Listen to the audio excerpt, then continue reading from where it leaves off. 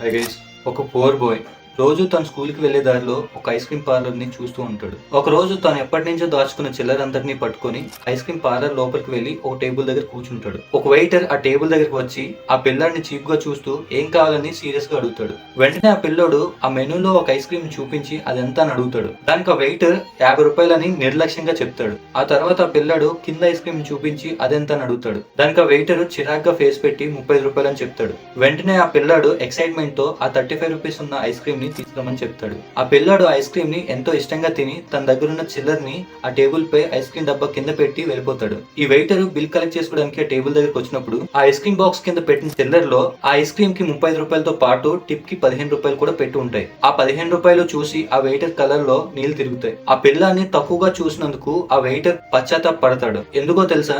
ఎంతో ఆశగా ఆ పిల్లాడు ఐస్ క్రీమ్ తినడానికి వస్తే ఈ వెయిటర్ ఆ పిల్లాడు వేసుకున్న దుస్తుల్ని చూసి జడ్జ్ చేస్తాడు, తక్కువగా చూస్తాడు. కానీ ఈ పిల్లాడు పెద్ద మనసుతో మంచి ఐస్ క్రీమ్ కొనుక్కొని తినడానికి తన దగ్గర డబ్బులు ఉన్నా నార్మల్ ఐస్ క్రీమ్ తిని మిగతా చిల్లర్ని టిప్ గా పెట్టి వెళ్ళిపోతాడు. మోరల్ ఆఫ్ ద స్టోరీ ఏంటంటే, ఈ రోజుల్లో ఎదుటి వాళ్ళపై మనం ప్రేమ, గౌరవం, మర్యాద, జాలి ఇలాంటివి మర్చిపోయి దానికి బదులుగా ఎదుటి వాళ్ళు వేసుకున్న దుస్తుల్ని, వాళ్ళు వాడుతున్న వస్తువులు బట్టి వాళ్ళని జడ్జ్ చేస్తున్నాం. బట్ గుర్తుపెట్టుకోండి, ఒక మనిషి ఎలాంటి వాడు అని చెప్పేది వాళ్ళ అపీరెన్స్ కాదు, వాళ్ళకి ఉండే మంచి మనసు అండ్ ఎదుటి వాళ్ళతో వాళ్ళు బిహేవ్ చేసే విధానం. కాబట్టి ఎప్పుడూ కూడా ఎదుటి వాళ్ళు వేసుకునే దుస్తులు బట్టి వాళ్ళని జడ్జ్ చేయకండి. అలా చేస్తే అది మీరు మీ లైఫ్ లో చేసే అతిపెద్ద తప్పు అవుతుంది. నేను చెప్పేది తప్పుగా అనిపిస్తే క్షమించండి. మీకు నచ్చితే లైక్ చేయండి అండ్ ఈ వీడియో మీ వాళ్ళందరికీ షేర్ చేయండి అండ్ మీ ఫీలింగ్ ఏంటో కింద కమెంట్ చేయండి. అండ్ ఫైనల్ గా మన ఛానల్ ని సబ్స్క్రైబ్ చేసుకోవడం మర్చిపోకండి. Thank you. Take care.